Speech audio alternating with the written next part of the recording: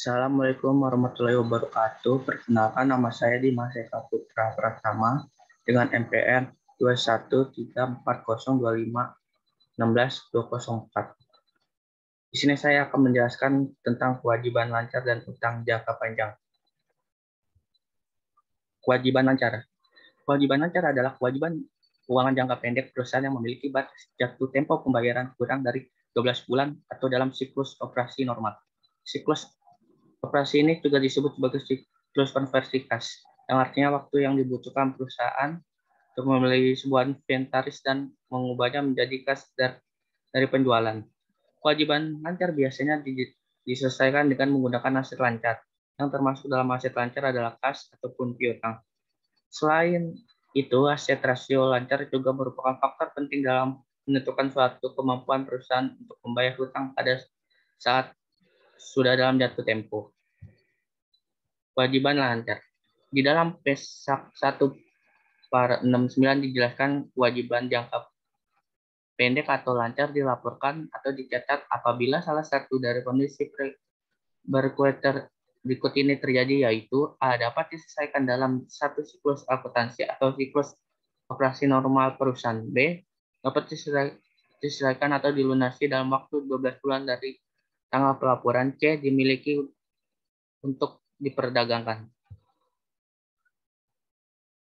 Berikut jenis-jenis kewajiban jangka pendek, yaitu A. Hutang dagang. Hutang dagang adalah hutang yang timbul karena perolehan sedia atau penerimaan jasa dalam rangka kegiatan usaha normal perusahaan atau pembelian pada pihak lain yang timbul akibat pembelian barang atau jasa secara kredit. B. Hutang wesel. Hutang wesel adalah hutang yang disertai dengan dokumen janji tertulis untuk bayar sejumlah uang pada tanggal tertentu di masa yang akan datang kepada pihak lain yang ditimbulkan sebagai akibat pembelian barang secara kredit. B. Hutang wesel. Hutang wesel adalah hutang yang disertai dengan dokumen atau janji tertulis untuk membayar sejumlah uang pada tanggal tertentu di mana yang akan datang kepada pihak lain yang ditimbulkan sebagai akibat pembelian barang atau jasa. C. Hutang dividen. Jenis hutang ini adalah dana yang harus diberikan perusahaan kepada pemegang saham karena adanya dividen atau pengumuman pembagian laba perusahaan. D. Hutang gaji dan upah. Hutang gaji adalah hutang yang masih harus dibayar untuk gaji upah pegawai. Hutang jangka panjang. Hutang jangka panjang adalah salah satu kewajiban keuangan perusahaan yang dapat digunakan dalam jangka waktu dari 1 tahun. Bahkan jatuh tempo pelunasan hutang bersekitar 5-20 tahun, tergantung pada kejadian kedua belah pihak. Biasanya pihak yang memberikan pinjaman utang jangka panjang adalah bank, investor, maupun perusahaan lainnya. Nantinya, uang ini akan digunakan untuk pembelian alat, penggaji karyawan, pemasaran, operasional, produksi, dan pengembangan riset.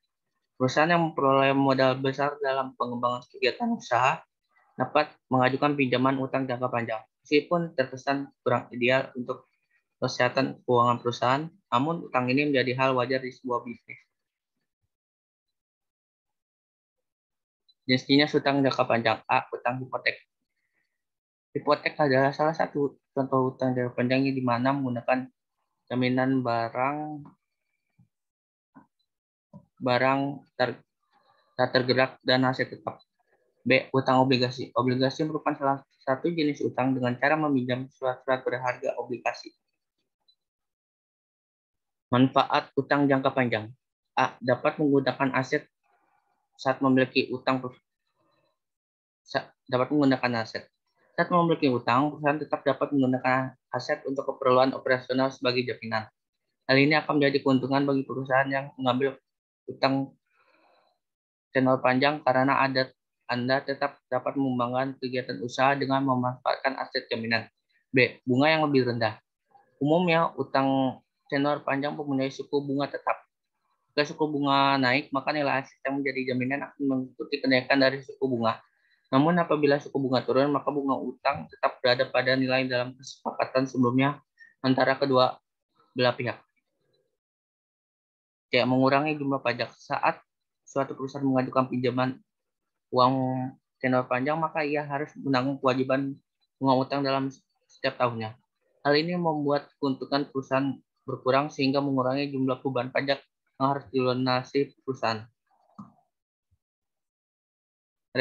Resiko utang jangka panjang. Meskipun mempunyai beberapa manfaat, namun utang jangka panjang pun tidak lepas dari adanya resiko.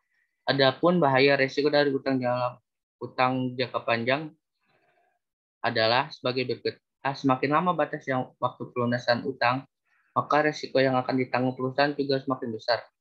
Bahkan kehilangan atas aset sebagai jaminannya.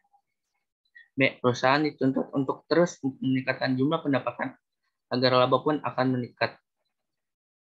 Akan berpengaruh terhadap nilai saham perusahaan yang menurun jika utang tersebut tinggi atau rendah. Pasalnya, utang jangka panjang merupakan tolak ukur kemampuan perusahaan dalam pengolahan modal dan utang. Sekian dari saya. Wassalamualaikum warahmatullahi wabarakatuh.